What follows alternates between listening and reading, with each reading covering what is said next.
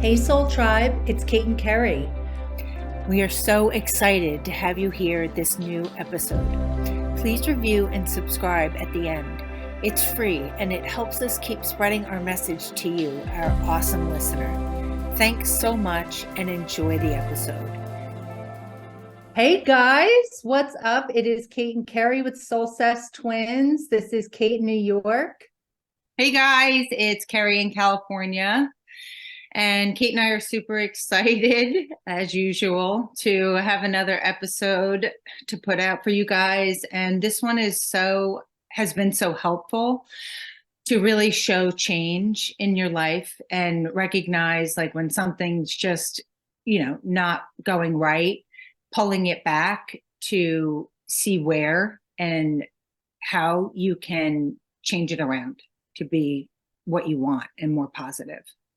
Yeah, basically, we're going to be talking about how to spot unhelpful and inaccurate thinking and really learn to identify and evaluate thinking that is bringing you down and a lot of times not even true.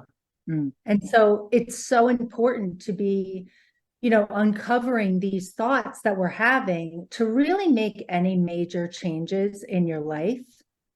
So part of doing that are what's called the 3 C's, and it's commonly used in cognitive therapy. And it just makes it so much easier to remember so that we can use this on a daily basis, the 3 C's. Yeah. And the first C is catch. And we'll just name the 3 of them, right? So it's catch, check, and change.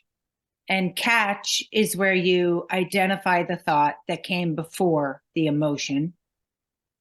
Check is reflect on how accurate and useful that thought is.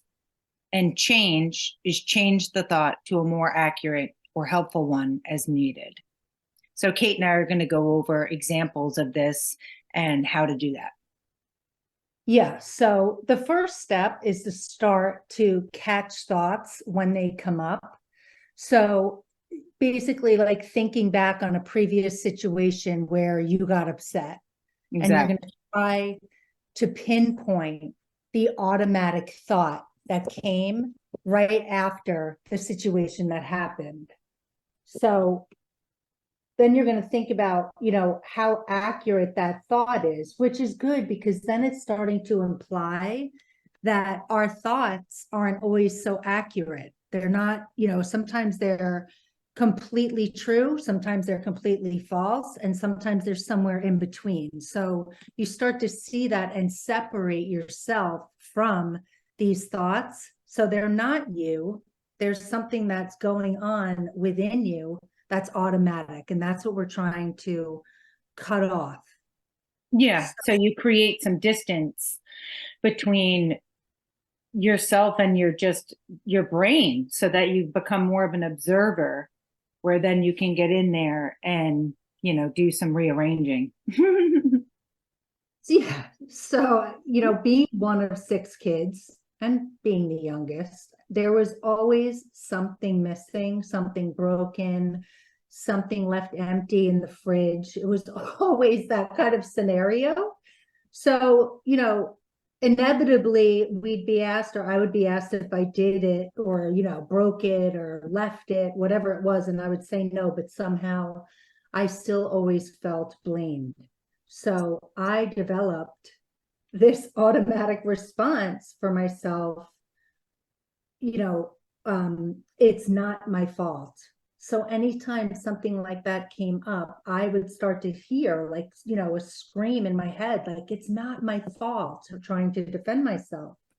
And that was my automatic response. And really, until I started to get help, did I really realize that that was going on.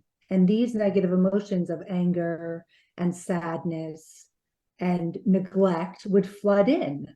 So now that I pinpointed it, it was like, I'll never forget it. It was really like 15 years ago in the therapist's office and talking about, at the time I'm younger. So I was really I was dating. I wasn't with my husband. It was really about like my family. I was really getting back in being integrated with them. So it was probably like a family thing. And I remember sitting in the therapist's office and her saying to me, like, when this situation comes up, what is it that makes you upset? What is it that you're hearing? And all of a sudden, just sitting quietly and just immediately hearing, it is not my fault. And it was like, boom, like a bag of bricks fell off my shoulders. And honestly, enlightenment happened. Like I was like, oh my God, this is what causes this hysteria in me at 32 or whatever, however old, even now at 48, wherever you are in life, at 26, whoever, wherever you're catching this, you start to understand like, wow, now I'm going to be able to untangle this thing. Because if it's hysterical, it's historical. It's coming from our past. Yeah, that's amazing. That's so good. I was thinking it is historical. When I'm, thinking of my example, when I was like coming out of the cult and, joining more like the real world and being around normal, real people, how scary that was for me. And really coming, looking at it and coming at it, sitting down and thinking, I can't stand feeling this way. What is it?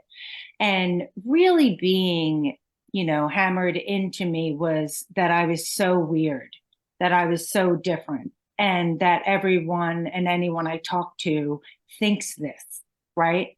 So anyone that I would be speaking with, I would have had like alarm, like screaming, like, you're so weird. They know you're so weird, that you're different, because we'd always be told we're bodily, mentally different from everyone else.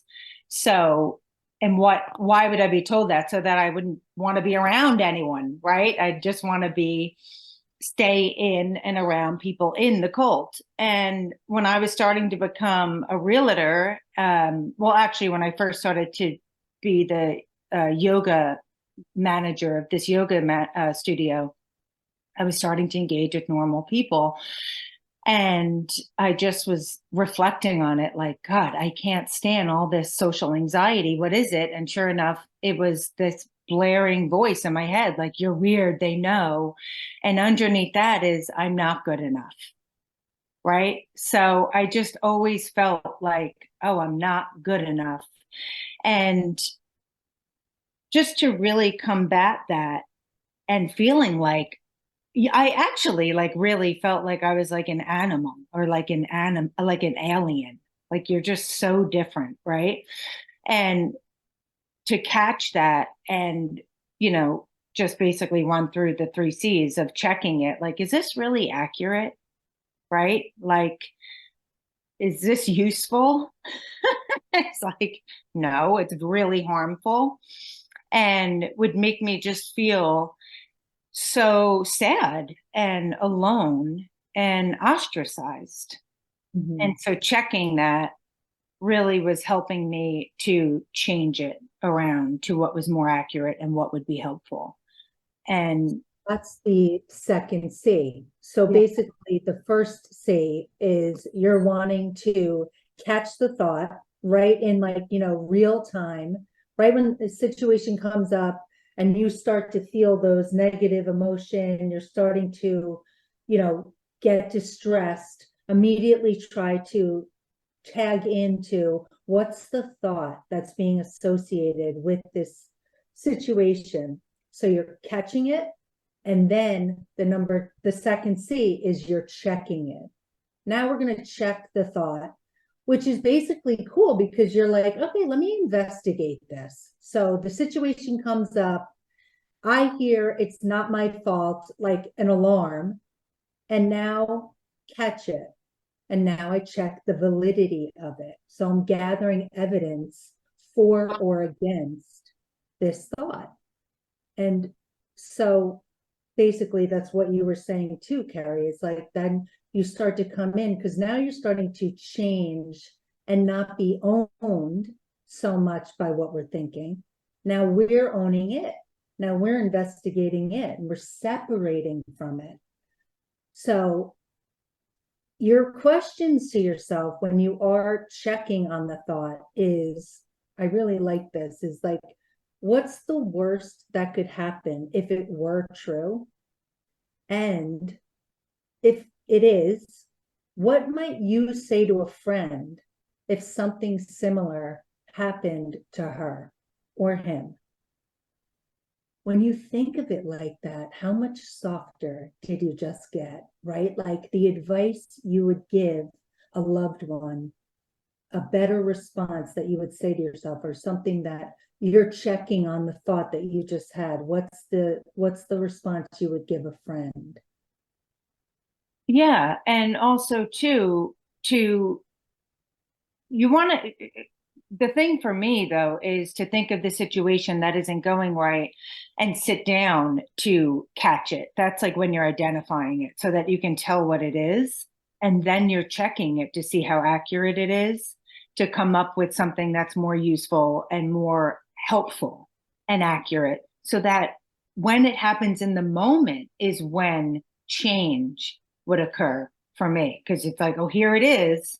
And in the moment when I was talking to someone, I'd be hearing, you're weird, you're not good enough, you're different. And that's when I would say, oh, there it is. Check it. That's not accurate. And I actually would say, like, so what if I am weird? Who cares?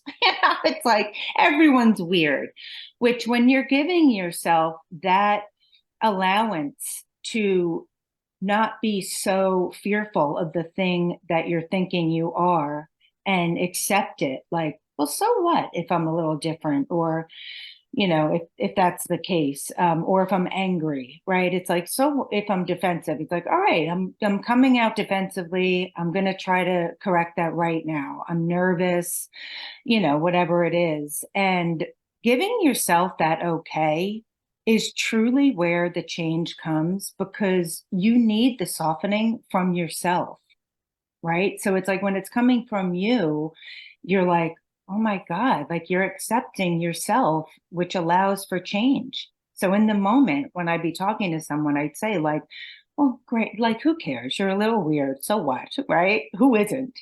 And then I would say, they're not in your head. Because I believe so much that people could read my mind and like think and know, like, that I was thinking I felt weird. And I would just think, they cannot. They're not in your head. You're the only one who's thinking this. That's it, right? And it would calm me down and just have me feel more normal and more, just be able to go on with the conversation. I felt more calmed and just all right. And that was where the change really happened for me. But it was because I already identified it. I checked, I knew what I wanted to replace it with, that in the moment I was able to change it. Right. But so now we're coming into the third C, which is change. So basically you're first catching it, then you're checking this thought, right? That's coming in immediately after this situation that's distressing you comes in. And if the thought is accurate, but it's also distressing, ask if the thought is helpful, because oftentimes it's not. I mean, in my case, it's not my fault. Hearing that yelled in my head every time something of like situation came up, it brought on those negative emotions. So the third C is to have the ability to change our thoughts. So you're thinking now of responses that are more accurate and helpful to us. The new response, it has to be believable and in your words, like really your own everyday language that's going to make sense for you, and short.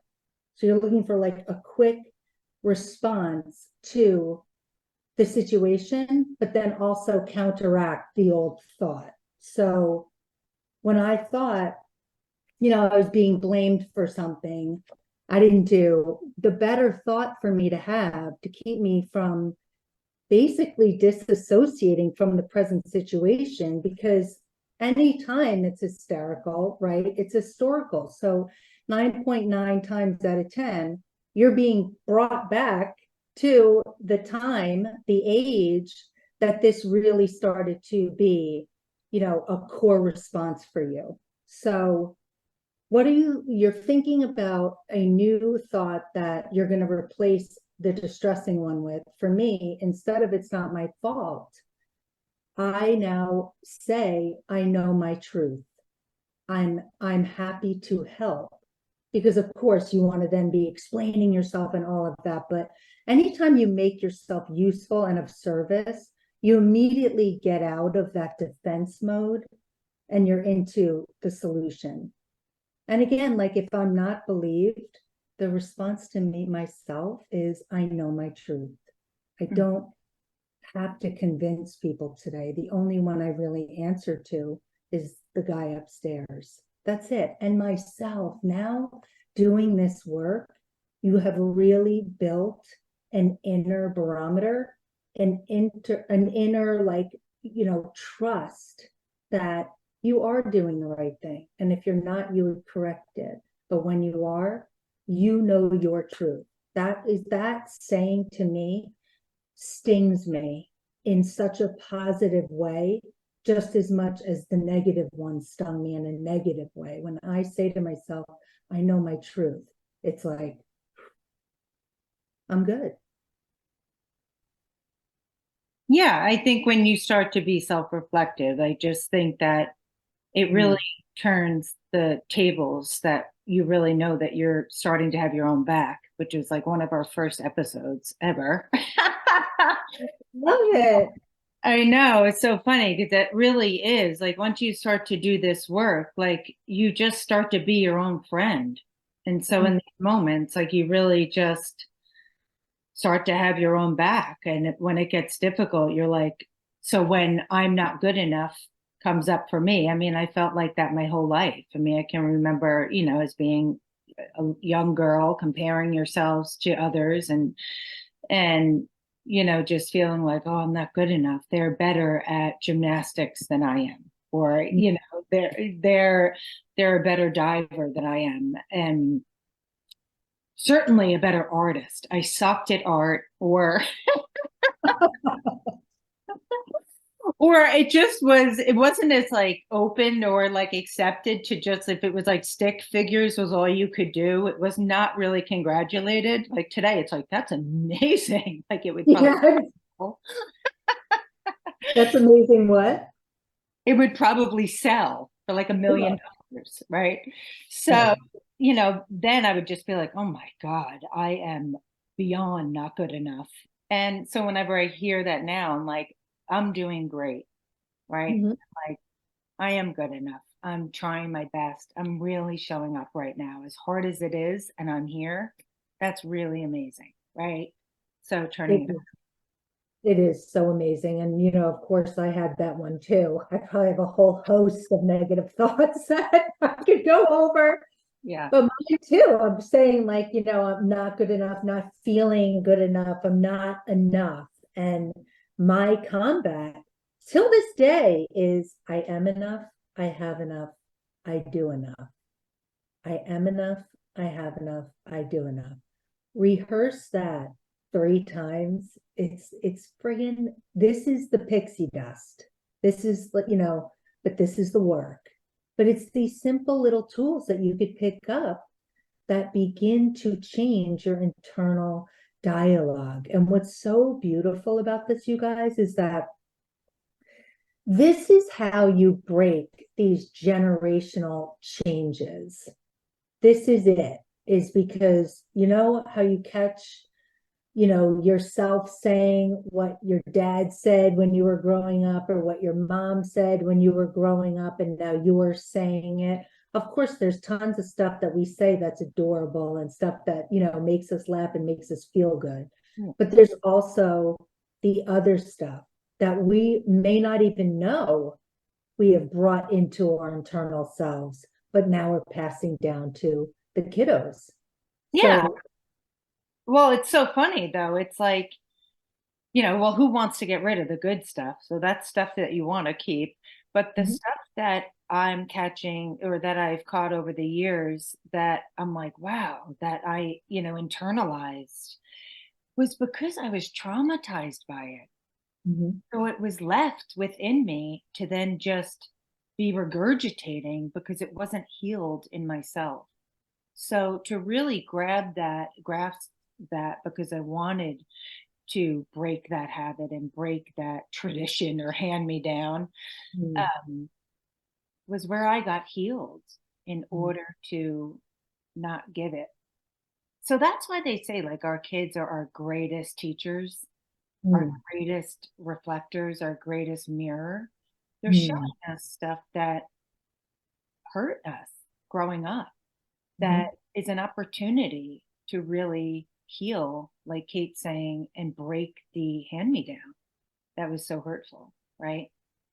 Oh my gosh. I mean, the one I know for sure that I gave Kelly, my son, my older son, and I talked about this on a previous episode, but when he was like 3 or 4, and I ran down the basement. The two of them were, either 4 and 2 or 1 and 3, whatever it was. And I had let them be in the basement by themselves. Well, I was right up in the kitchen, but it's not the smartest move to do being that young.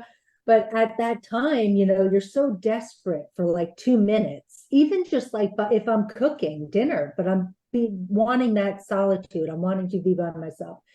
And of course, they're like, starting to cry. Someone pulled something or, kicked one, whatever. And I ran downstairs and I said, "What's wrong with you?" And the second as each word was coming out of my mouth, I was like, "What is wrong with you?" And Kerry, that's exactly it. Like I literally was like, "No," like the Bounty commercial with like they spill he spilled the juice. I was like, no, like that was me while I'm saying the fucking words. And I knew I had to repair that. Like there is, the good thing is there is repair to it. And the remedy for me was that I told them that I really needed a timeout and that you're perfect the way that you are. And it was, my doing, or if I think about really what it was, is that, just owning it is basically, even though they're that young, that is the time to instill forgiveness, to instill you're human, to instill it's okay to mess up and to own your stuff. Yeah, I mean, it really is true. We truly are like the models to them, right? And so much can come out of your mouth, but your actions literally mean everything. They Mm, really are watching and observing and learning everything that you do, right? About whatever you say. mm, So, to really be that model, it's just, amazing. And teaching them, if you want them to be responsible, you have to be responsible yourself. If mm, you want them to be accountable, you have to be accountable yourself and about yourself. And that is really how they get taught. It truly is. I mean, I've had like unbelievable examples with my own son, where I'm just like, he models responsibility, taking responsibility and accountability for his actions and saying like, I'm sorry, whatever, right? And I can't think of something on the top of my head right now, but I've been like, oh my God. And like this work pays off. It mm, is paid forward. mm. That is truly how it's being paid forward and how you're breaking the generational um, curses, as we say. Yep. And also, like, we want them to love themselves. We have to love ourselves and we Yeah. show, right? Yes. And like you want them to be able to get off the hook, get themselves off the hook and like be human. Um, that's how. If you show them that you can get yourself off the hook and be, look, I'm fallible, I mess up, I make mistakes, I own it, I apologize for it if necessary. That's how they will. Yep. Yep. Amazing, really. So we hope this was helpful. It certainly was for me. I mean, gosh, I just thought, wow, this is such an easy tool for you guys, Soul Squad, to pick up. It's very tangible. It's something that you can get going with today. And, throughout the day, if you are hearing something, like, have fun with it, really, when you are distressed. And you can then, if you need to later on, go home and write it out, write it down. What was it? What happened? What was it about that thing? And try to investigate the thought that came up right after it. That is just, again, like, make it a game. Like, what was it? Because, I just know in the beginning of this stuff, it was impossible. Like, even just doing like 12-step work, and you had to start to list like who you were angry with, the resentments. And my first thing was like, I have none. I'm fine. So like, this stuff takes a while to really get in touch with. So don't give up on it. Just keep little by slowly, it'll start to come. Yeah. And it's really hard. Like, it really is. The hardest thing you can do is be honest with yourself and to look at this stuff, right? So just to be encouraged to not be stuck or stay like, oh, I'm such a monster. Like if you yelled at your kids, right? You're just like, what is wrong with me? And just like sort of just keep going and, roll over it and, grab a drink or just be angry or be, this. No, sit down. Don't be left thinking you're a monster. You are not. You have a wound there that needs tending. And in order to stop passing it down, heal it yourself. And it's really, really difficult, but it does get healed and it does become easier. And it really becomes like its own sort of self-healing snowball that you just start to want more of. And it gets, easier, but it is challenging. So it's not the easiest thing to do. Because we think it's a secret. God forbid we tell ourselves what happened. The only thing that happens is freedom from it. But we don't know that until we actually do and admit to ourselves, put it on paper, or even just, working it out in your mind with yourself about what truly happened. Yeah, we're afraid of it because we don't want it to be. We don't want it to be so. But when we want to get honest and we want to get better, that is when you have to understand, like in the beginning of it, that it's terrifying because it's just never been done. You haven't done it yet. You're used to the secrets. You're used to the denial, the evading, all of that. But once we start to uncover and get honest with it, you see it's not that difficult. It's not. Yeah. Yeah. And I would really suggest the writing it out. 100%. So much gets uncovered of just like understanding yourself and unravels so much that you cannot get to in your head. You might be like that thing that they always say in AA of like Einstein says you can't solve a problem with the brain that created it. Because you just keep thinking about it's, you have to get it out on paper. They always say write it out. It's the best tool. So anyway, hopefully that was helpful. And catch, check, and change. Yes, catch, check, and change. And we will see you next week. Please reach out to us on Instagram. We love connecting. We love hearing from you. And if you have any topic suggestions, send them our way. All right. Thanks, guys. Love you. See you next week. Bye, guys. Stay tuned, guys. We are thrilled to be here with each other, and feel so privileged to try and carry a message of hope and positive change to one other person out there.